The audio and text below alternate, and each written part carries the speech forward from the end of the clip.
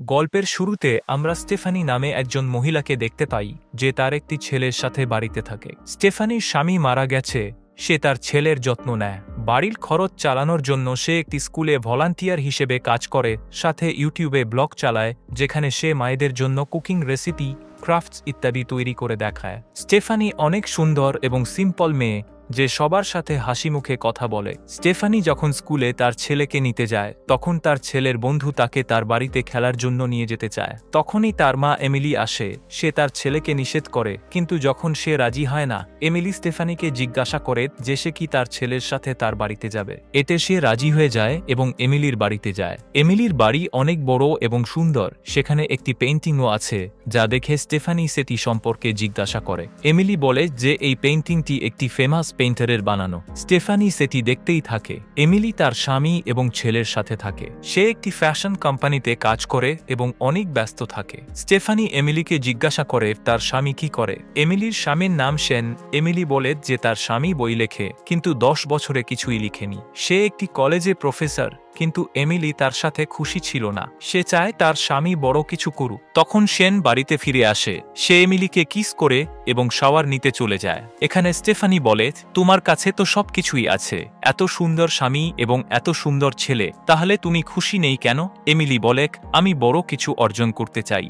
এরপর স্টেফানি এবং Emily drink করতে করতে কথা বলে। এখানে এমিলি তার সিক্রেট শেয়ার করে, তখন স্টেফানিও তার সিক্রেট শেয়ার করে যে একবার সে তার সৎ ভাইয়ের সাথে শুয়েছিল। এমিলি এটা শুনে চমকে যায়। তারা দুজন নিজেদের কথা সিক্রেট রাখার সিদ্ধান্ত নেয়। স্টেফানি এমিলিকে বলে, যদি তোমার বাচ্চাকে সামলানোর জন্য সাহায্য দরকার হয়, আমি সাহায্য করতে পারি। কিছুদিন পর যখন এমিলি তার ছেলেকে স্কুল থেকে আনতে যেতে না পারে, সে স্টেফানির থেকে সাহায্য চায়। কিছুদিনের মধ্যে স্টেফানি এবং এমিলি ভালো বন্ধু হয়ে ওঠে এবং স্টেফানির এমিলির বাড়িতে আসা যাওয়া লেগেই থাকে।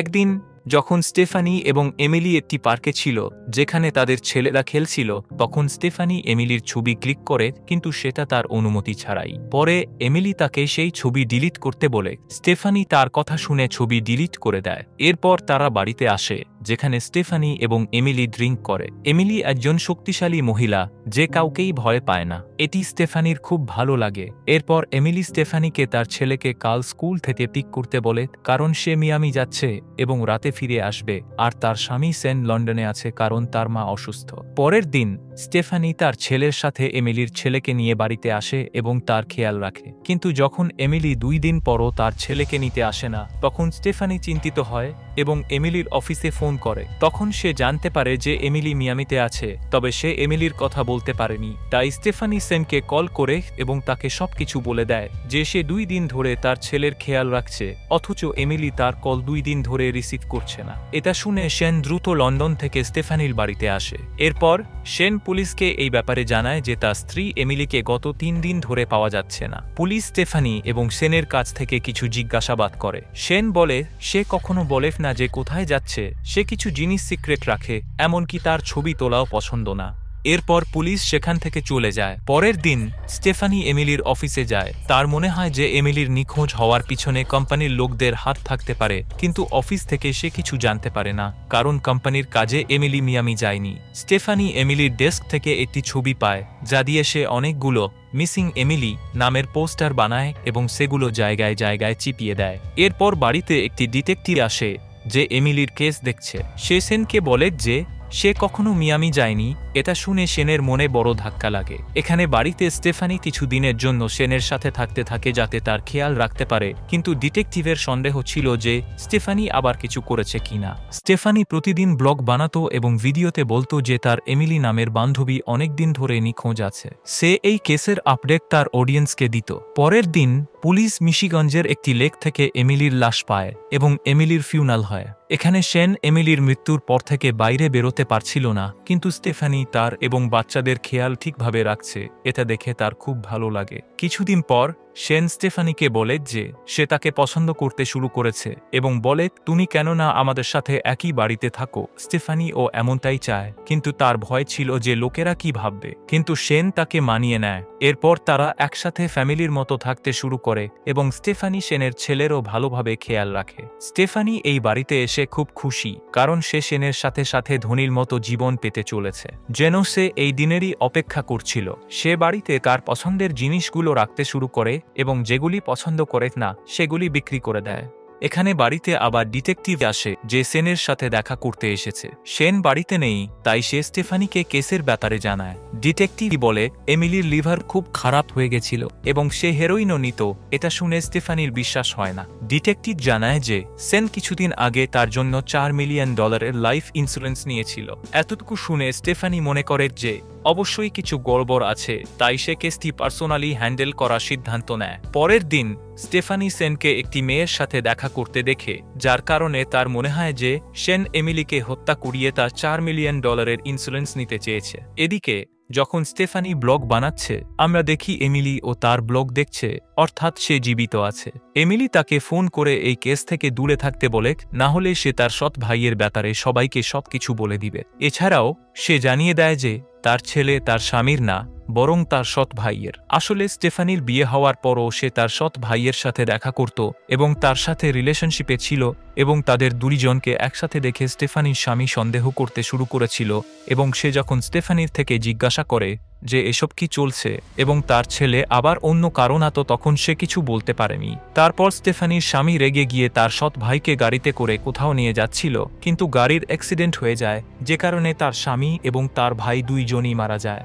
এরপরে যখন স্টেফানি শেনকে বলে যে এমিলি জীবিত আছে, তখন সে তার কথাটা বিশ্বাস করে না এবং বলে তোমার সামনে তো আমরা তার বডি দেখেছিলাম। তারপর সে বলে যখন এমিলি ও আমি পালিয়ে বিয়ে করতে যাচ্ছিলাম, তখন সে আমার মায়ের রিং চুরি করেছিল, কারণ তার সেই রিংটি খুব পছন্দ হয়ে গিয়েছিল এবং সেই রিং সে কখনো ফিরিয়ে দেয়নি। শেন বলে আমি তার সাথে কখনো খুশি ছিলাম না, সে শুধু নিজের ব্যাপারেই ভাবে। কিন্তু স্টেফানি, তুমি সবার ব্যাপারেই ভাবো এবং আমি তোমার সাথে খুশি আছি। এরপর স্টেফানি এমিলির খোঁজ লাগানোর জন্য বাড়িতে যেই পেইন্টিং এ এমিলির ছবি আঁকানো ছিল, সেই পেইন্টিংটি নিয়ে পেইন্টারকে খুঁজতে যায়। স্টেফানি পেইন্টারের কাছে গিয়ে জানতে পারে যে পেইন্টিং এ যে মেয়েটির ছবি আঁকা আছে তার নাম অন্য কিছু এবং সে তার বান্ধবী ছিল, কিন্তু সে পেইন্টারের কাছ থেকে অনেক টাকা নিয়ে পালিয়ে গেছে। পেইন্টারের কাছ থেকে স্টেফানি জানতে পারে যে সে মিশিগঞ্জের এবং তার মা এখনো বেঁচে আছে। এরপর স্টেফানি পেইন্টারের কাছ থেকে এড্রেস নিয়ে এমিলির মায়ের সাথে দেখা করতে তার বাড়িতে যায় এবং এমিলির ছবি দেখিয়ে বলে এটাকে এমিলির মা জানায় এর নাম হব।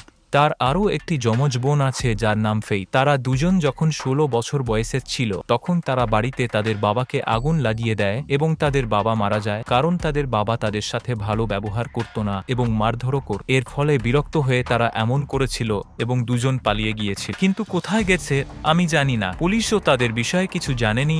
এরপর স্টেফানি বাড়িতে ফিরে আসে, কিন্তু এখনো জানতে পারেনি যে সেই বডি এমিলির নাকি তার বোনের ছিল এবং কে তাকে মেরেছে। স্টেফানি তার ব্লগের মাধ্যমে এমিলিকে একটি মেসেজ পাঠায় যে সে সবকিছু জানে। অন্যদিকে শেন একটি ক্যাফেতে থাকে। এমিলি এমন একটি ড্রেস পরে আসে যাতে কেউ তাকে চিনতে না পারে। শেন এমিলিকে জীবিত দেখে ভয় পেয়ে যায়। এমিলি শেনকে বন্দুক দেখিয়ে বলে যখন আমি চলে গিয়েছিলাম তুমি কিভাবে স্টেফানির সাথে সম্পর্ক রেখেছ, তুমি কি সত্যি আমাকে ভালোবাসতে?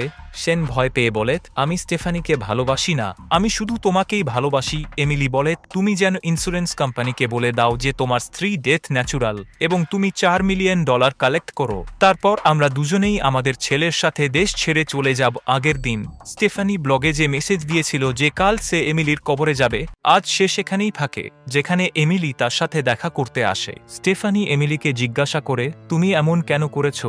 এমিলি বলে আমরা যখন 16 বছর বয়সে দুই বোন নিজের বাবাকে মেরে পালিয়েছিলাম, তখন আমার বোন আমাকে একা ছেড়ে দিয়েছিল এবং বলেছিল যে পুলিশ আমাদের খুঁজছে, তাই আমাদের আলাদা থাকতে হবে। সে কিছুদিন পর আমার সাথে দেখা করতে আসবে, কিন্তু সে কখনো আসেনি। তারপর আমি আমেরিকা চলে আসি, কাজ শুরু করি ক্যারিয়ার ও পরিবার তৈরি করি। একদিন আমার বোন আমার সাথে ফেসবুকে যোগাযোগ করে এবং আমাকে দেখা করতে বলে। তারপর একদিন আমি নিশিগঞ্জে যাই, কিন্তু তোমাকে মিথ্যা বলেছিলাম যে আমি মিয়ামি যাচ্ছি। তার বোন তার সাথে 14 বছর পরে দেখা করেছিল, যে মদ এবং হিরোইনে আসক্ত হয়ে গেছিল। এমিলির বোন তাকে $1 মিলিয়ন না দিলে তার বাবার মৃত্যুর জন্য পুলিশে জানিয়ে দেওয়ার হুমকি দেয়। এমিলি তার কথামতো চলে এবং পরে তারা দুইজন লেকে স্নান করতে যায়, যেখানে তারা ছোটবেলায় স্নান করত।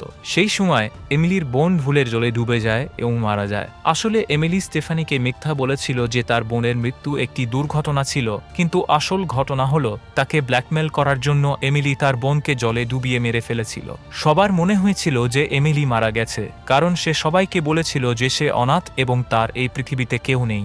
এরপর এমিলি স্টেফানিকে শেনের কথা শোনায়, যেটা সে ক্যাফেতে বলেছিল এবং এমিলি ফোনে রেকর্ড করে নিয়েছিল। শেন বলেছিল যে সে স্টেফানিকে ভালোবাসে না, বরং সে তাকে ব্যবহার করছিল। এমিলি স্টেফানির সাহায্যে সেনকে ফাঁসানোর জন্য মানিয়ে নেয় এবং সে বলে যে সেন এমিলির বোনকে মেরেছে। যদিও এমিলির ইন্স্যুরেন্সের টাকা পাওয়া যাবে না, কারণ পুলিশ ফরেন্সিক রিপোর্ট থেকে জানে যে লাশটি তার বোনের ছিল। এরপর এমিলি নিজেকে আঘাত করে এবং পুলিশের কাছে গিয়ে সেনকে ফাঁসিয়ে দেয়। সে বলে যে সেন তার বোনকে পয়সার জন্য মেরেছে এবং এখন সে তাকেও মেরে ফেলতে চাইছে।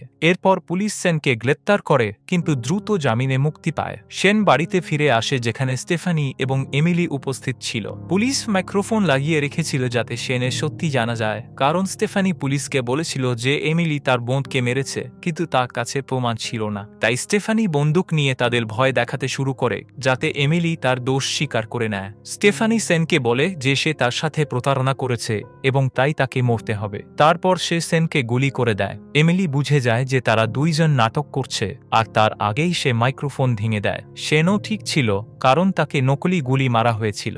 এরপর এমিলি বন্দুকের নল দিয়ে তাদের দুইজনকে হুমকি দেয় এবং স্বীকার করে যে সে তার বোনকে মেরেছে। তারপর সে তাদের দুইজনকে গুলি করে নিজেকে পুলিশের কাছে ধরিয়ে দিতে চায়, যাতে পুলিশ ভাবে তারা একে অপরকে মেরে ফেলেছে। তারপর এমিলি সেনের কাঁধে গুলি মারে, যে কারণে সে মাটিতে পড়ে যায়। এরপর সে স্টেফানির দিকে বন্দুক তাক করে, তখন স্টেফানি তার সোয়েটারের বোতামে লুকানো ক্যামেরা দেখায়, যেটা তার ব্লগ চ্যানেলে ঘটনাকে লাইভ শো হিসেবে স্ট্রিম করছে, ফলে সবাই এর ব্যাপারে জেনে যায়। এরপর এমিলি পালানোর চেষ্টা করে, কিন্তু যখন সে বাড়ির বাইরে পালানোর চেষ্টা করে, তখন পুলিশ গাড়ি নিয়ে সেখানে চলে আসে এবং এমিলিকে দ্রুত গ্রেপ্তার করে নিয়ে যায়। পরে কোর্টের শুনানিতে এমিলির 20 বছরের শাস্তি হয়। কিছু মাস পর সেন সফল প্রফেসর হয়ে গেছে এবং সে তার ছেলের সঙ্গে থাকে। স্টেফানির ব্লগ চ্যানেলে 1 মিলিয়ন ফলোয়ার হয়ে গেছে। স্টেফানি এখন একজন পার্ট টাইম ডিটেকটিভও হয়ে গেছে এবং 3টি কেস সলভও করেছে। এইভাবেই মুভি শেষ হয়। বন্ধুরা, এতদূর এই এক্সপ্লানেশন দেখার জন্য ধন্যবাদ। এখন আপনাদের জন্য একটি প্রশ্ন আছে, মুভিতে ইন্স্যুরেন্স কোম্পানি থেকে এমিলি কত $1 মিলিয়ন পেত? কমেন্ট সেকশনে অবশ্যই লিখুন।